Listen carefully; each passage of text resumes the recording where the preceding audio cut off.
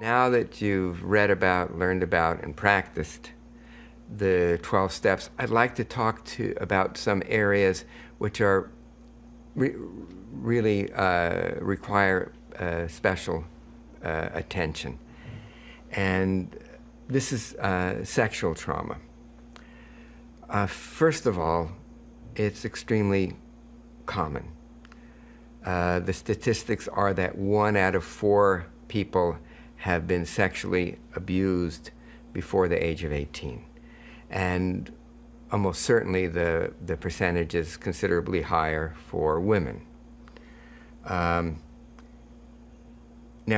sexual trauma occurs not just from molestation or from rape, but also, for example, by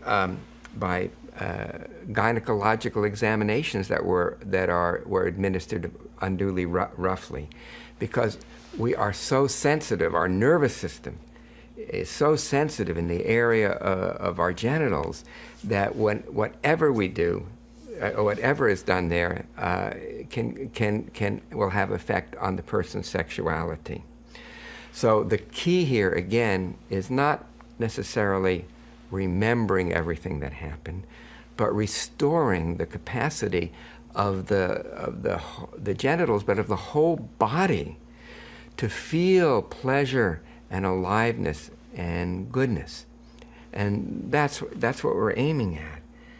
And I'm gonna give you a little exercise which is very useful in all kinds of trauma, but especially in healing from sexual trauma and healing from the effect that sexual trauma has on our viscera, on our genitals, and on all of our viscera. Let's be in a comfortable chair and feel the support of the chair on your back and the support of the chair on your bottom. Feel, this is important, feel how the chair can really support the floor of your pelvis. And of course, feel your feet on the ground, feel your legs, feel your arms, feel your face and head, feel your chest. And the exercise involves the use of a sound vu. And this is taken from different Tibetan chanting traditions. And again, you see many of these traditions for thousands of years. They're used and they're passed on and they're taught to others for the simple reason that they work, that they have a very powerful effect. I'm going to put in a little bit of physiology here first. There's a nerve that goes from our brain to all of the organs in our viscera, and including our heart and our lungs, and including our genitals. And this nerve is the vagus nerve. And the vagus nerve is almost the same size as the spinal cord. So it's the second biggest nerve in the entire body. 80 to 90% of that nerve is afferent. That means it carries information from our viscera to our brain. And so if we have learned, because of trauma and abuse, to contract the viscera, that sends a message back, stay contracted. Now with this exercise, we can send a different signal back that says it's okay to open, it's okay to feel, and to help us open to the whole valleys and fertile valleys and rivers and green verdant grass and flowers of the floor of the pelvis. So the idea is to make the sound vu as though it were resonating in your belly. And start, if your belly may be feeling very, very tight as you become aware of your body. And the idea is to just touch the sound into the areas of the belly where there's tightness.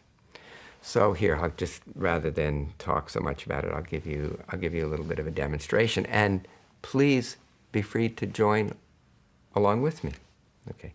So the idea is to make the sound and to let the sound and the whole breath to go out, to let the expiration be full, and then to wait and trust for the next breath to come in, and then again repeat the sound and make the sound as though it were coming in your belly, and gradually bringing it deeper and deeper into your belly, all the way into your genitals and the floor of the pelvis. Okay, so here.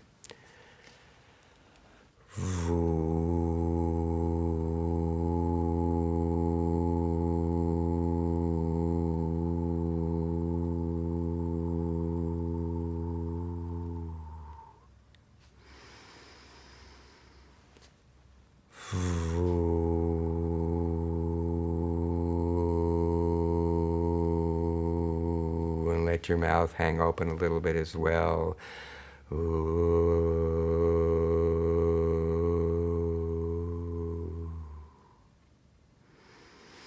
And then just noticing the sensations. Do you feel more alive? Do you feel less tense? Or do you feel more tense? And just take a few moments just to be with those sensations. You may feel tension, or you may feel a lot of different kinds of sensation. Right now I'm feeling tingling in the middle of my belly and also on the floor of my pelvis. But when I started, I felt more tension on the floor of my pelvis. Again, there's not a right way to do this, and there's not a wrong way to do it. There's no right way or wrong way. There's only your way to do it. And again, you can practice it at any time, and it's really nice to do it with friends or even with a group of people. It can be even more useful. But the important thing, the main thing, is to notice the sensations that are evoked by doing the exercise, and where they go, and maybe even what beliefs you have associated with the tightness, and what beliefs you now have associated with the different sensations of tingling, vibration, warmth, coolness. Sometimes people experience it's like a breeze of cool air moving through them. I could go on probably for 2 hours listing the different kinds of sensations that can occur. But whatever occurs, that's what you work with, that's what you play with. And remember, even though sexual trauma can bring in a lot of shame, this can help release some of the shame. And also, shame is a specific posture of the body, right? When you're feeling shame, your eyes are averting away so you're not looking at other people. And your shoulders kind of hunch up and forward, and you sort of collapse into here. Well, by vibrating into here, you actually can get this part of the body to both open and extend. So you can be aware, if you do feel shame or have some pictures associated with shame, that just continue the exercise and just notice how the shame changes as your body changes, as your body sensations change.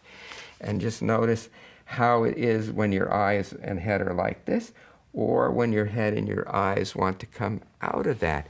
And then again, to look around and to be in the here and now in a fresh way. While sexual trauma is one of many different kinds of trauma that can occur, it is a very common type of trauma, and you work with it in some ways. In some ways, you work with all trauma in a similar way. That is to say, remember Perseus, the reflection in the felt sense and the sensations in our bodies, rather than confronting it head on. And also, for those of you who have had sexual trauma, I've done an audio program with Sounds True called Sexual Healing that goes into the process of healing from sexual abuse and sexual trauma in a more detailed way.